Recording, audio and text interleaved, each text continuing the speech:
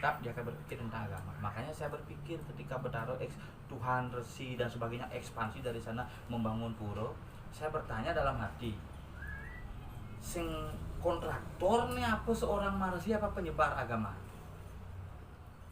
Nah, ketika pura menetap, dia akan membuat pola bercocok tanam, itu pertama, sehingga pura-pura di Bali itu yang merupakan lokus sesuai dengan situs selalu memiliki pasar. Makanya wilayah Bali itu dibangun dengan konsep perteluan pempatan. Cien pempatan, cien perteluan. Masal gue ngomong pempatan mesti pasar. Karena sebagai sistem ekonomi. Nah, menetap. Dari pola menetap inilah muncul akan ketakutan. Itu orang manusia beragama zamannya dulu. Ketakutan akan yang kuasa. Ketika dia menanam padi, dia takut akan cuaca, dia takut akan hama, dia takut akan gini. Makanya dia percaya bahwa membuatlah sebuah tempat untuk melakukan pemujaan. Yang kuasa akan air, yang kuasa akan angin, yang kuasa akan ini. Ini disebutkan sebagai yang maha kuasa. Itu cikal bakal agama muncul. Kemudian yang kedua, manusia itu memilih di mana tempatnya. Oh, di sini, di sinilah tempat memuja yang kuasa akan ini. Sehingga pola pemujanya pola hasil bumi yang dilakukan di Bali saat ini. Itu betapa makmurnya. Itu yang kuasa. Sehingga setelah yang kuasa, dia akan memilih kapan dilakukan, mencarilah hari. Makanya adalah hari tertentu, disebutlah hari suci. Siapa yang akan melakukan pemujaan ini? Zaman dulu kepala suku, dialah sebagai orang suci tertua. Makanya simbol agama itu memiliki tempat suci, hari suci, kemudian yang disucikan Tuhannya, kemudian dibukukanlah itu tentang etikanya menjadilah kitab suci syarat. Ingat tentang Pura Besakih dan saya cenderung melihat begini. Kalian itu yang belajar tentang situs, di mana rajanya adalah Meru Tumpang Solas, raja. Di mana baturnya Meru Tumpang Kudu, mana batu karunya Meru Tumpang Lu. Karena bermain dengan Meru. Kalau sudah ngomong Meru Tumpang Solas, raja, institusi penguasa. Di Meru Tumpang Solas di Besakih, berarti zaman itulah zaman raja mulai muncul. Di mana pura itu hanya batu saja.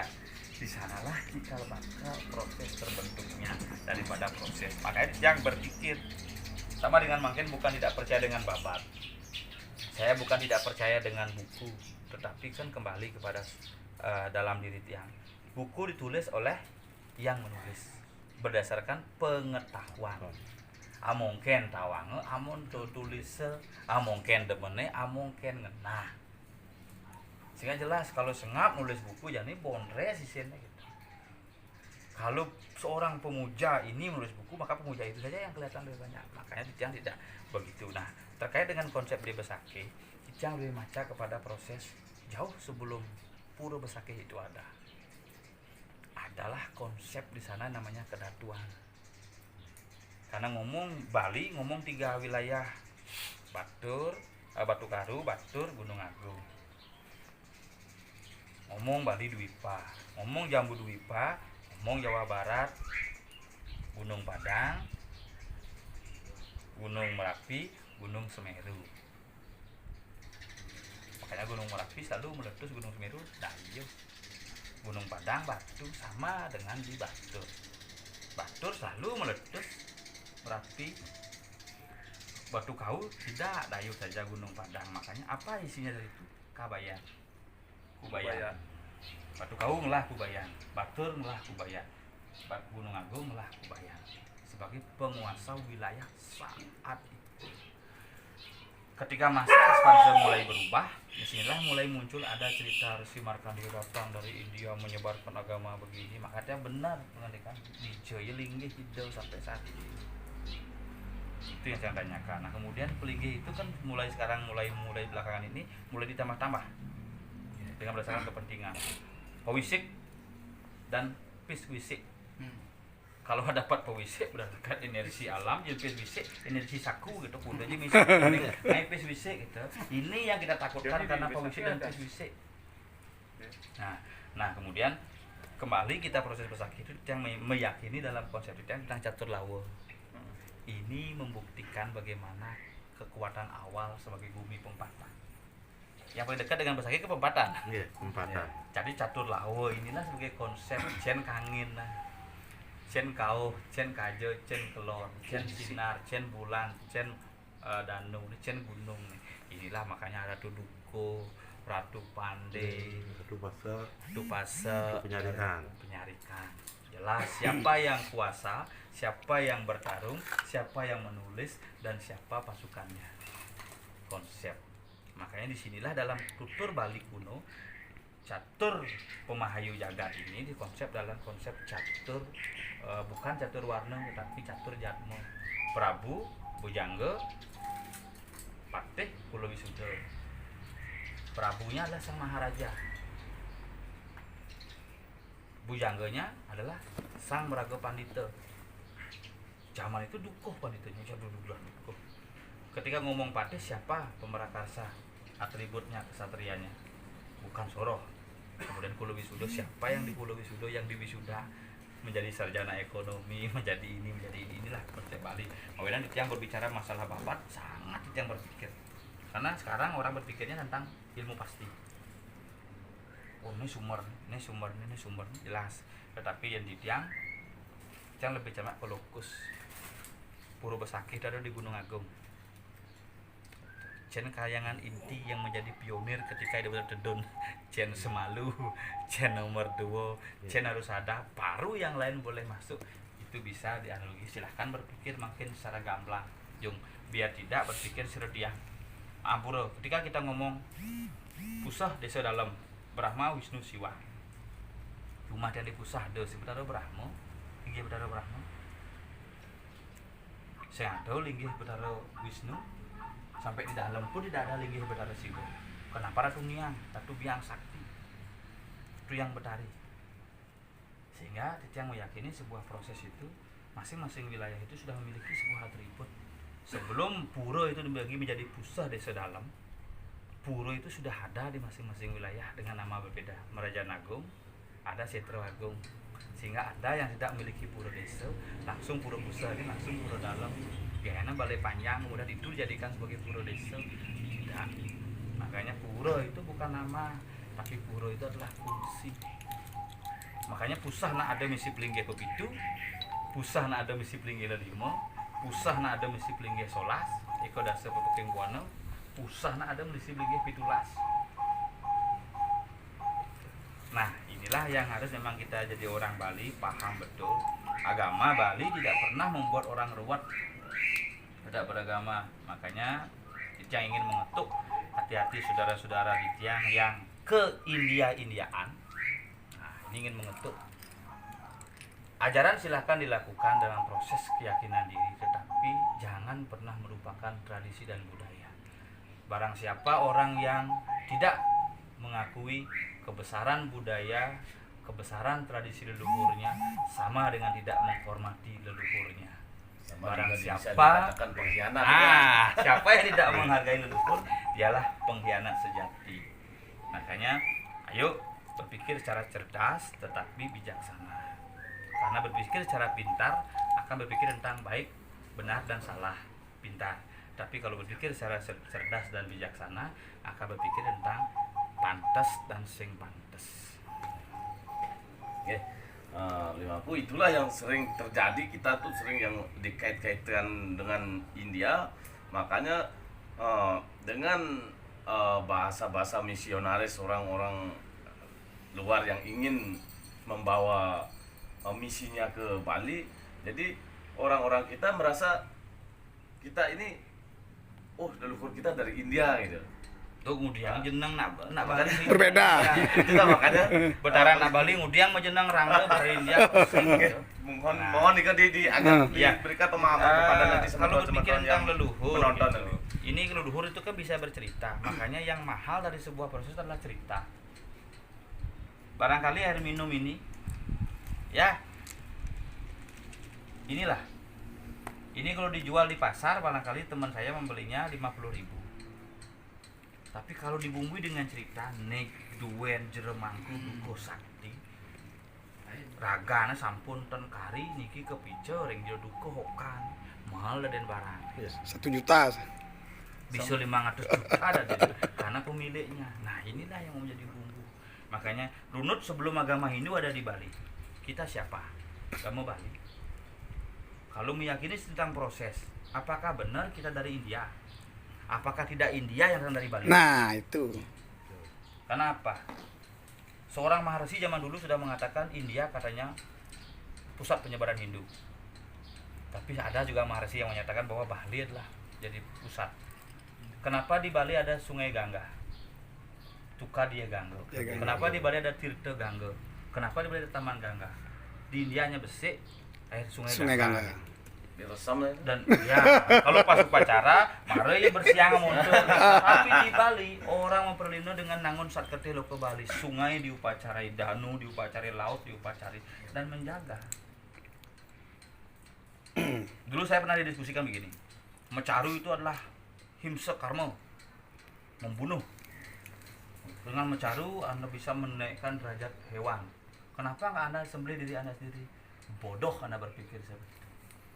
Dengan Mecaru saya bisa menyeberangkan roh binatang itu menjadi lebih tinggi. Nyupat. Saya punya komisi. Kalau Anda Jung ngaliang yang sepeda motor, aliang Yamaha sih, aliang ke dealer Yamaha. Jung komisi sih. Sama saya begitu. Hukum karma itu berjalan begitu. Saya menyupat orang, komisinya ngoyong-ngoyong, man komisi cuma yang perlu orang. Saya mengantarkan yang perlu. Itu Tuhan. Nah, Betara anak Bali itu begitu. Jelas hukum retanya. Makanya ketika ajaran India disamakan dengan ajaran jauh beda. India nasi ada bahas, makanya colek-colek idat nih. Yang di Bali dia orang subur, punya beras, punya hasil bumi. Makanya gobogane nganggon buah, pada bungkah, pada gantung. Barong nih nganggon padi, do tunas. Sekone nunas jang malu dini pang kenah luung, pang tumbuh benih-benih kecerdasan yang di kolong pang menyuarakan benih-benih kemuliaan, yang di kuping pang biasa mendengarkan benih-benih kecintaan. Kalau jadi orang kan jadi orang agenda 5 tahunan pemilu, milu-milu, keren tepuk pakaian sari cek mie. Kan ini yang kita takutkan, karena apa menyebabkan orang-orang begitu dengan jelas menyatakan mereka itu adalah orang kering dengan budayanya. Karena kita belajar agama beda, kita belajar wilayah malu, kita belajar budaya dulu. Kira-kira di Bali, ngelah kini, ngelah Merajang, ngelah Tugun Karang, ngelah Taksu, ini jelas. Hari-hari nak Bali menanam Jumat, hari-hari nak Jawa menanam di luar. Mau buang ke laut karena dia jiwa pengelana, jiwa ekspansi. Orang Bali jiwanya mempertahankan tradisi. Makanya saya sangat ketawa melihat cuplikan tradisi itu seperti buah yang busuk, gede. Karena yang ngomong tuh orang India. Coba Cang ngomong waktu tutoran Beda lagi. Saya menjadi guru drone, bukan guru drona, guru drone. Tradisi itu wajib hukumnya dipertahankan. Karena kita di Bali mengenal Atite, Watemana, Nagate, ada Nipidan, ada Jani, Nikatekel. Kenapa bisa jadi begini? Karena ada Nipidan. Kenapa di Natah ada punya buah nyambu? Karena leluhurin nanam nyambu. Makanya tradisi di Bali itu mulo keto benar.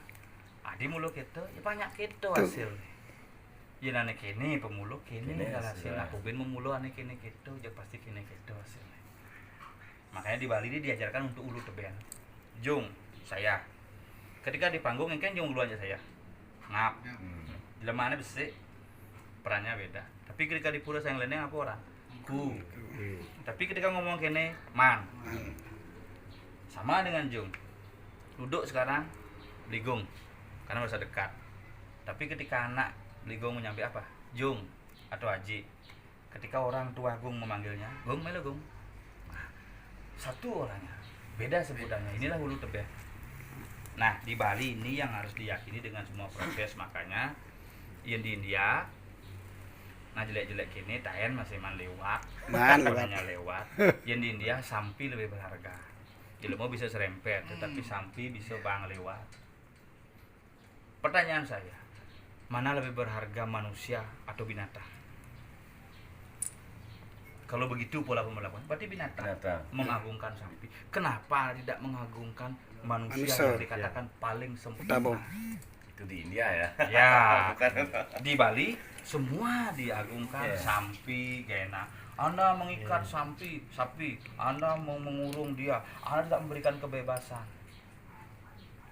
Yang bebas bisa mau kento sampai bobin corona jadi mau belanja sih ngidang, makanya kurung bangin ngamah, makanan terjamin, tempat terjamin, kemudian diupacarai setiap tumpak kandang. Begitu orang Bali memuliakan tentang alam.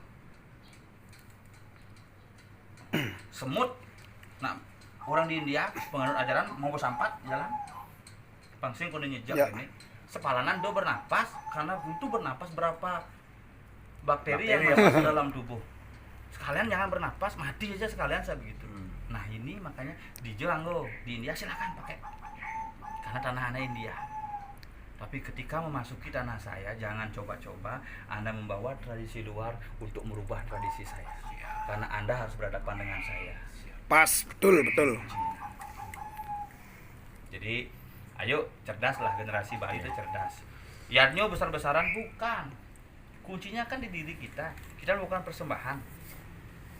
Yang tiang, mai Gung, tiang kalau karyo. Oh, Banten jumuni. Mensing lapis, do kemu, tomos len laku. Ya. Yang lapis ini pun api, kan bisa. Isto anggo jeruk. Sembahan, makanya tidak dalam konteks Bali tidak ada niste, alit. Patrem puspam palam toyam kone munyin wedo. Kemudian sing teu anggon patokan. Setangkai bunga, selai daun, sebiji buah-buahan, setetes air, semua bisa digunakan. Makanya nak di Bali itu bang paling malu apa? Ketika ngobrol pasti basi pecanangan pabuhan. Ini simbol Panca Brahmo. Buah ada buah jebung. Dari tanah ada pamuh. Dari tumbuhan ada basi.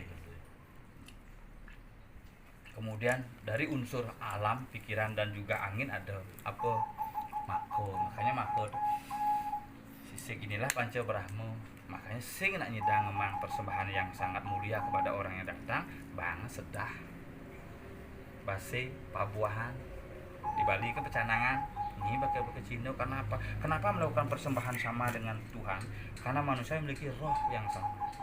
Kone percikan terkecil dari Sang Yang Widi adalah Arman. Berarti Anda juga Tuhan. Saya persembahkan hal yang paling mulia. Apa yang saya persembahkan dengan Tuhan? Basi yang simbol. Nah di Bali aturannya apa? Wedang aturan. Saya aturan susu. Wedang di dia silakan susu. Ini kan pemodern. Filosofinya itu bagaimana? Ya karena dia penikmat. Di sana produksinya susu. Dia susu persembahannya. Ganesha minum susu, makanya ngeden-ngedenang. Minum susu karena memang makanan susu. Sana mangken jero. Ingatkan semeton Bali Tianunas agar presiden mau Bali malih. Iya. Nah, ini artinya dia mengajak generasi terutama orang tua kita, artinya mengajak Saraswati ampunang Banten ini kan ental. Harus wajen. Kenapa ada gegontuan ketika zaman dulu lontar terpingit? Karena itu muncul di era penjajahan.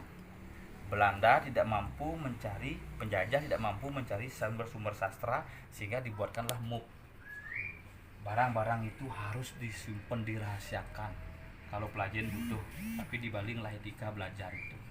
Makanya ketika mau belajar segala sesuatu, Winten Saraswati semua kita sudah siap, kita belajar.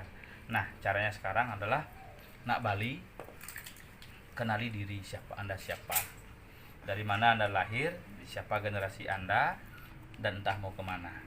Jadi yang percaya dengan konsep keturunan dan tumurun di Bali. Jadi kalau saya lahir dari seorang kesatria, saya akan jadi kesatria.